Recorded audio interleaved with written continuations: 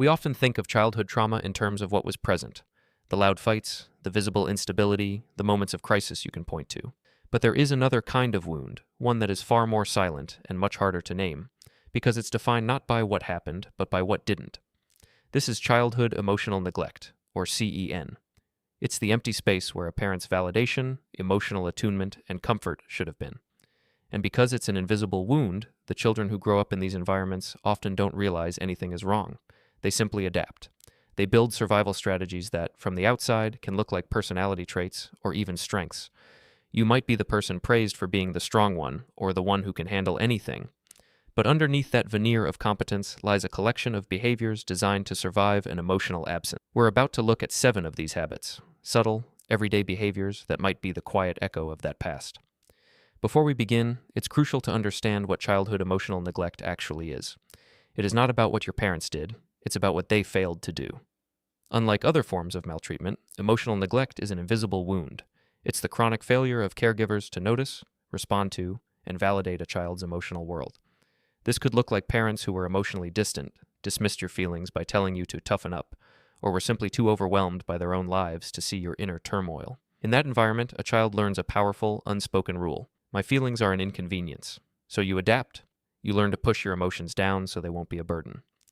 These were brilliant survival strategies for a child, but they follow you into adulthood, showing up not as dramatic flaws, but as quiet, everyday habits. The first habit is living in a state of perpetual busyness. On the surface, you look incredibly. You fill every moment with tasks, errands, work, or even just mindless scrolling. But if we peel back the layers using a psychological lens, this isn't just a strong work ethic.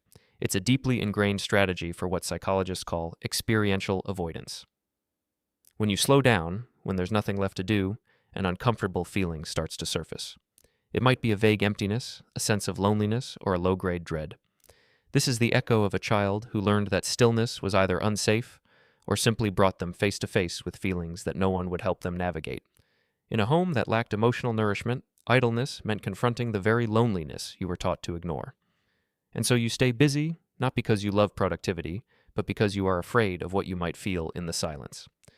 The busyness becomes a shield. The second habit is what can be called the social chameleon effect. This goes far beyond normal empathy. You don't just sense how someone feels, you unconsciously absorb and reflect their entire emotional state. With a cheerful friend, you become bubbly. With an anxious colleague, you become subdued and worried. You don't just read the room, you become the room. This is a hyper-vigilant survival tactic born from a childhood where you had to be an expert at monitoring the moods of your caregivers.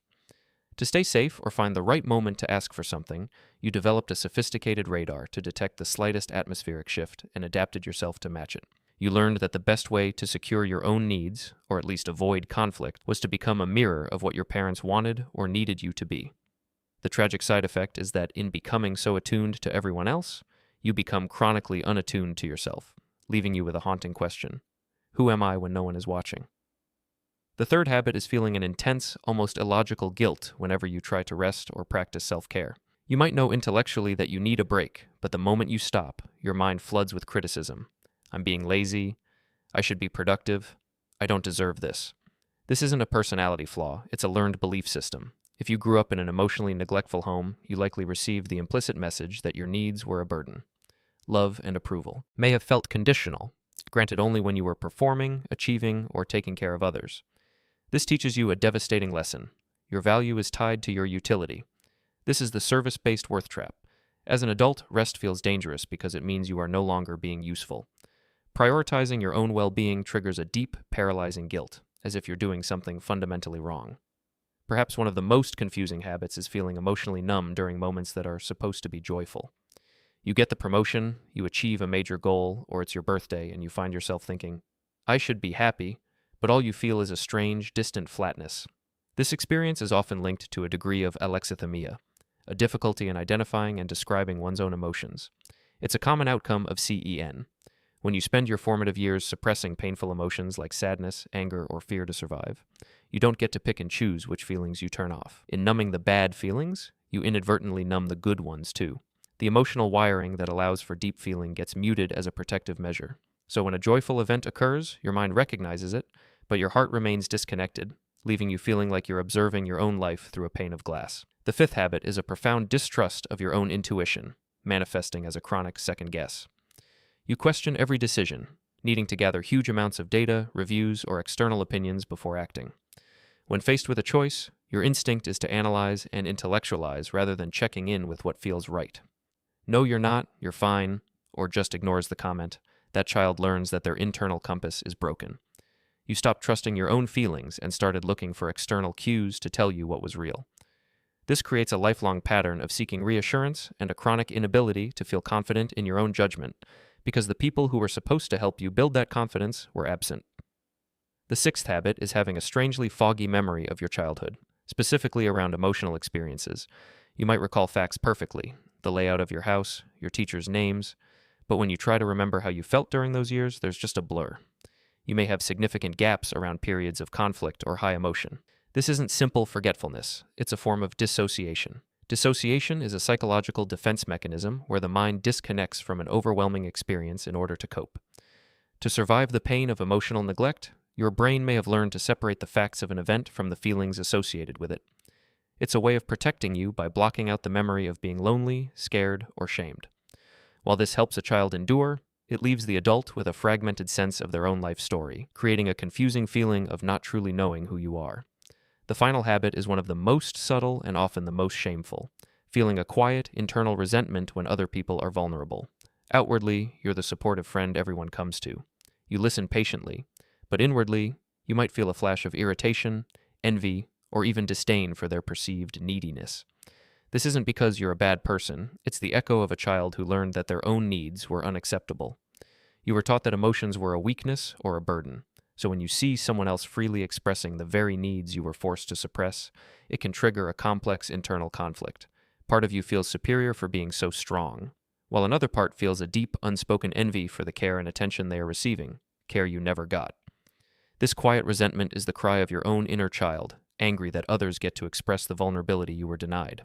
So where does this leave us? These 7 habits: the guilt over rest, the emotional numbness, the second guessing, the memory gaps, and the resentment of vulnerability are not disconnected quirks. They are all branches of the same root. They are all forms of self-abandonment you learn to stay safe. The core wound of emotional neglect is the unmet need to be seen, heard, and valued for exactly who you were. If you recognize yourself in these habits, the first thing to realize is that there is nothing wrong with you. Your brain did exactly what it was supposed to do. It adapted to an environment of scarcity. These habits were your armor, and you can thank that armor for getting you this far. It kept you safe. But the environment has changed. You are no longer that helpless child, and that survival gear you've been wearing for decades is now becoming heavy. It's starting to prevent you from experiencing the very connection you've always craved. Healing from childhood neglect isn't about fixing a broken version of yourself. It's about reparenting the part of you that was left behind. It's about learning, maybe for the first time, that your needs are valid. It starts with small, almost invisible steps. It's saying, "I'd prefer the Italian place," instead of, "I don't care, you pick." It's allowing someone to help you with a heavy box, even if you can do it yourself. You are allowed to take the armor off now. You are allowed to be seen, to be heard, and to be a burden to the people who truly love you. Because the truth is, the people who belong in your life won't see your needs as a burden. They will see them as an opportunity to love you. You were never too much. You were never not enough. You were simply a child who deserved to be noticed, and it's time you finally started noticing yourself. If this hit home, comment which habit you relate to most, or just type "me," and share this video with someone who needs to hear it.